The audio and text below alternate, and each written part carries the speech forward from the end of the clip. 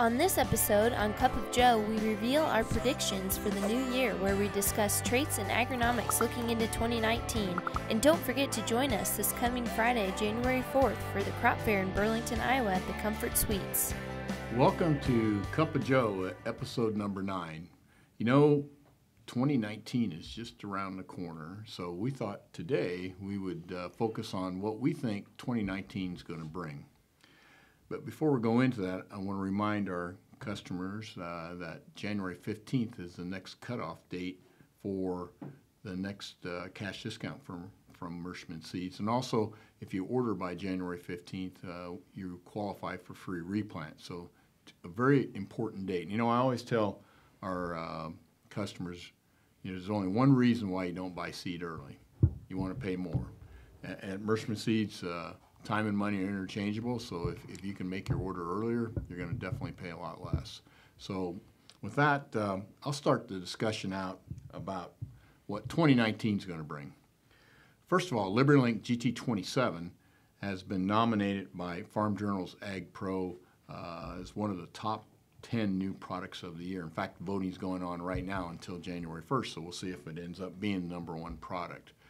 But it's a great product, and right behind it we also have Enlist E3, and we're just still waiting for the Chinese grain import approval and also from the Philippines, and we're hoping that will happen before spring.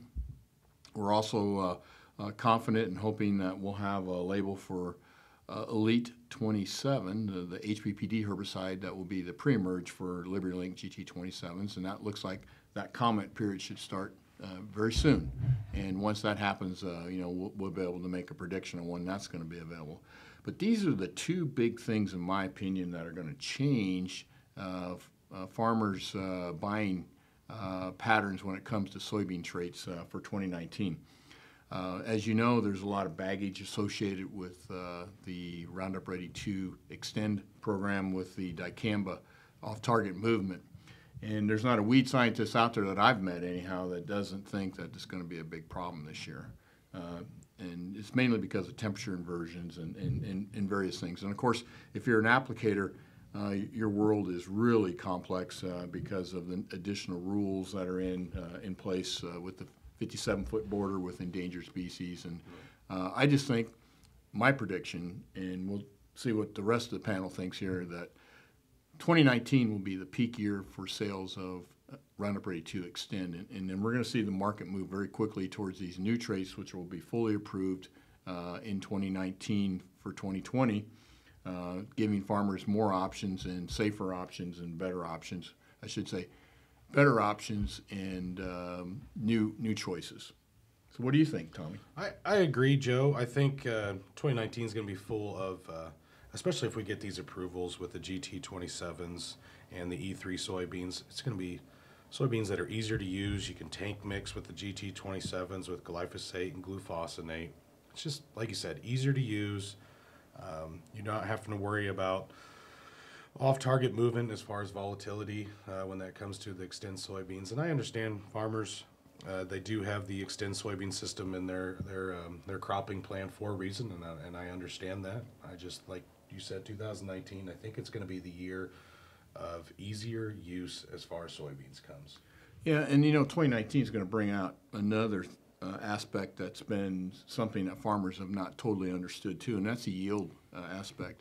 Once we get these products approved, we'll be able to put them head-to-head in research plots and in demo plots, and I think you're going to find out that LibertyLink GT27s and Enlist E3 are going to be excellent germplasm, and you're going to see that the weed control is very effective also. So this will put that to rest, the yield reason that some farmers are planning Roundup Ready 2 Extend, which I frankly, me personally, I do not believe it has an advantage over these two new traits. In fact, I think it's the other way around, but I'm a little prejudiced. I will agree, though, Joe, that as far as you're looking at the GT27 package and the Enlist soybeans, as far as genetics and yield go, I've never seen as big of a punch with the collaboration between yield and genetics in these two soybean platforms. So Well, you've always said, Joe, that the easiest trait to use is going to be the one that's going to win the battle, and there's no doubt which way that's going. So, Yeah, well, I always thought that it'd be a chemical war rather than anything else. In other words, whichever herbicide system kills the weeds the most effective, cost effective, and with the least amount of problems, that's going to be the one that wins. And there's two new traits that are coming to the market that are going to do that for the farmer.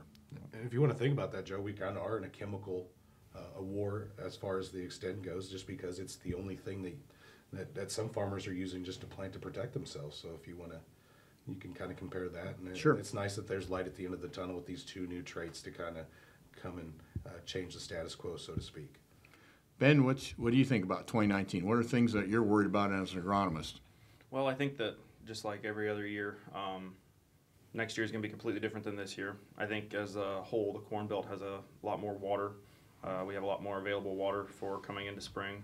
I could predict that we're probably going to see a little bit later spring than what we have the past couple of years, because the past couple of years we haven't had the amount of water in the soil, so we've had very early springs. So I think we're going to be fighting a little bit of compaction. I think we're not going to see the early April plantings that we've seen in the past year, and I think that we're probably going to see a little bit more disease, a little bit more pythium issues early on, a little bit more even late season diseases, because you're going to have a lot more moisture in the soil to evaporate off and make more disease issues. So I think that's the first prediction that I have. The second prediction that I have, and it's a pretty easy prediction to make because we kind of already know the numbers. Here locally, and I think it probably spreads even to regionally, 10% of the anhydrous is on this year over last year at this point. So we're going to see a huge bottleneck when it comes to spring applied anhydrous and things of that nature. So I think we're going to see a huge switch in how farmers are going to be applying or getting their end source for the year. I think there's going to be a lot more in-season applications. I think there's going to be a lot more dry application. I think there's going to be a lot more liquid use. So I had the opportunity to tour we have a Weaver plant here. Iowa Fertilizer Company is a big source of nitrogen regionally, and they've pretty much shut down. I mean, the only anhydrous that they are producing is the anhydrous that they need to make liquid fertilizer at the moment. So everything is pushing that direction, and they've already made their predictions for what they're going to see. So I think you should be looking very closely at what the price of anhydrous is going to be in the spring and start putting those numbers together, because nitrogen's a huge player in the Corn Belt, and I think you're going to be able to see dry and liquid have its advantages. and so therefore the price is probably going to go up on those two products next spring for sure. You are correct. So I don't disagree with you, Ben. Looks like it's going to be a real race. Farmers are really, the ones I talked to, are just got their heads down because they still had a lot of work to do. They didn't get it done, and now they're all trying to figure out how they can catch up, and because they're trying to hit that optimum planting window. So seed treatment is going to be important too when it comes out to planting next spring. If you're going to be putting in more the wetter, colder soils, that's a perfect setup for sudden death. And I'm thinking about all our customers that live on river bottoms too. With the saturation that we have in the soils, we're probably going to see more potentially spring flooding. Just again, depends on how much snow we get between now and spring. We'll have to get John Felt, our weather forecaster, on to do a little predictions on river flows and the potential for flooding and when taking into consideration runoff as it gets a little bit closer to spring. So Ben, with this mild weather that we've been having, how's that going to affect bug problems next spring? It's gonna, without the hard freezes, it's always going to increase your you're not going to kill as many larvae that are overwintering in the soil right now. So we're going to see a lot more issues. We fought drought the past 2 years, and that's one of the key things that all the farmers are talking about is we don't have enough soil moisture to get things started. Well, now we have plenty of soil moisture, and we got plenty of other problems that we can deal with. So It's never a boring day in the agronomy world. Is there anything else, Tommy? Do you have any other predictions that you're concerned about? I still piggyback on what you said at the beginning, Joe. It's just going to be a year of change in 2019. The ease of use in agriculture products, I believe, is going to be bigger and easier as the years come. I know precision ag is making leaps over bounds as far as strides in technology use. I'm more excited for the LLGT 27s than enlist soybeans to come here because of the yield punch and the genetic background that brings to farmers, and that's our number one goal, is to make farmers successful. So if we have plenty of moisture, that usually means a lot of weeds too, doesn't it? So farmers are going to need to be aggressive on putting their pre-emergence down, and some of those issues. So sudden death could be a bigger factor this year if it's cold and wet, and weeds are going to get off to a good start because they got plenty of moisture. My predictions for 2019, Joe, kind of follow up a little bit with you. I predict that we're going to see more off-target movement of dicamba this next year than we've seen this last year. I think this last year actually was a year that was probably a little bit more prone to less off-target movement than there was the year before. I think if we go back to more of a normal weather pattern, we'll see more off-target movement this next year. I don't think the new regulations have done anything to make it less volatile or less problems. As a matter of fact, I think it's even worse because a lot of the states that did have regulations are now not moving forward with those regulations. So I think we're going to see more off-target movement of dicamba this next year. And on a positive note, I think we're going to see this trade war with China resolved, and we're going to see better corn and soybean prices and more profitability for our customers in 2019.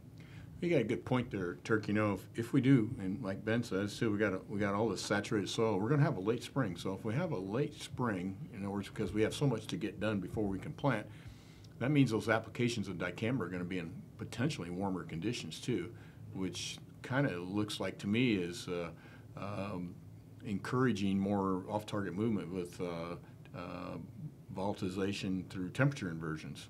Yeah. So that's something that farmers are going to be concerned about. So, yeah, I don't think it's all doom and gloom, but I know one thing about the American farmer: they got the equipment and they got the willingness to get the job done, whatever it takes. And so, the key thing for us as a company then is to make sure we got that seed in place, make sure we got everything done.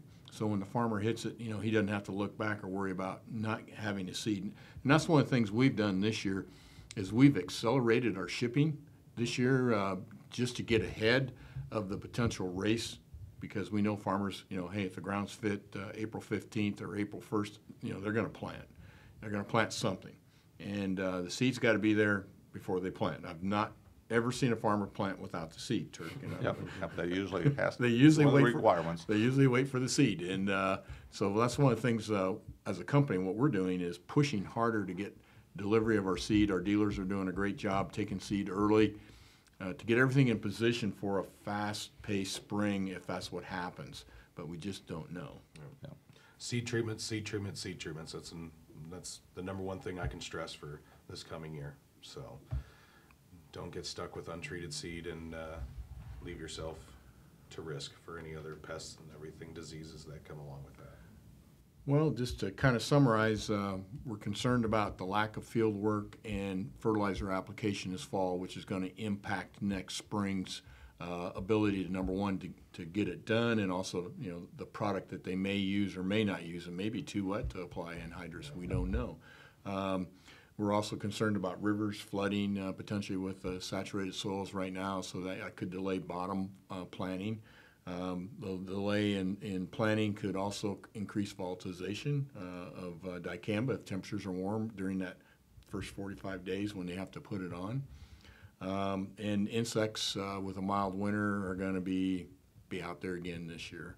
And Turk's optimistic the Chinese will get along with the U.S. and we will have our business back as usual when it comes to grain exports. And I'm thinking that when farmers experience these Enlist E3 and LibertyLink GT27 traits on a broad scale, that they're going to find out they have other options. And this competition is good for farmers. I don't care what anybody says.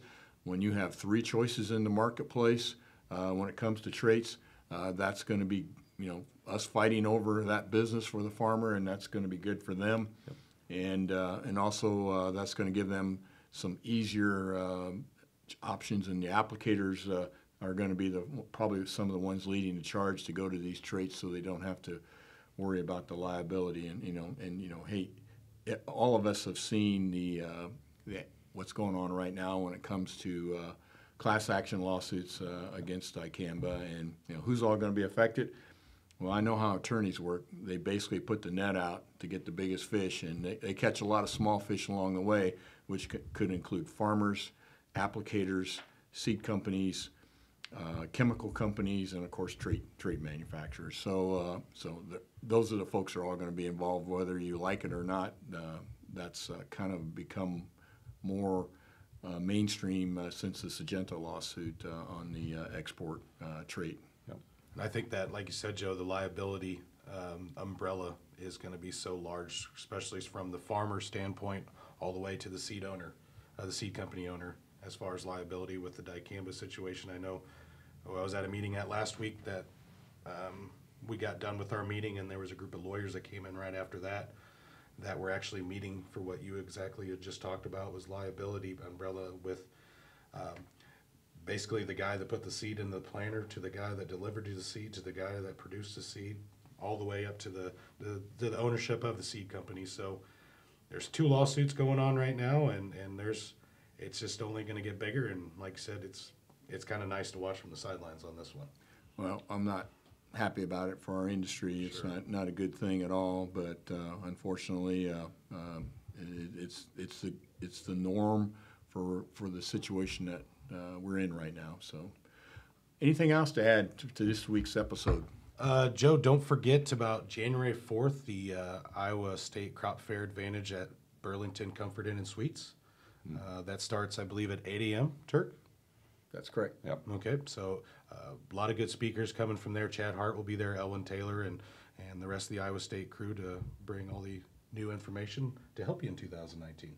Yeah, that's a great event. We get over 300 farmers. It's one of the largest events in the state, and that's when Iowa State comes to Burlington, Iowa, to help farmers improve their profit potential for 2019. So if you're a Mershman Seeds customer and you want to go to it, you just call Pam at our office, and we'll get you a ticket for free. It's a $60 value. So keep that in mind. It's like getting your first bag of seed absolutely free. So if you just come to Crop Fair. So That's a good way to put it. anything else to add to this week's episode? I bet 2019 is a lot better than 2018. It'll be a better year. That's right. That I agree with. It's going to be a better year because, this market thing's going to turn around with late planting. Hey, these markets could rebound in the spring if we get behind a little bit, because that always makes the experts a little bit nervous. Let's put a little fun back in this game. That's right. That's right. Well, that ends the episode number 9, and we wish that all of you have a very prosperous and healthy 2019 for you and your families, and thanks for supporting Mershman Seeds. We appreciate your business. Absolutely. Cup's empty here. From sun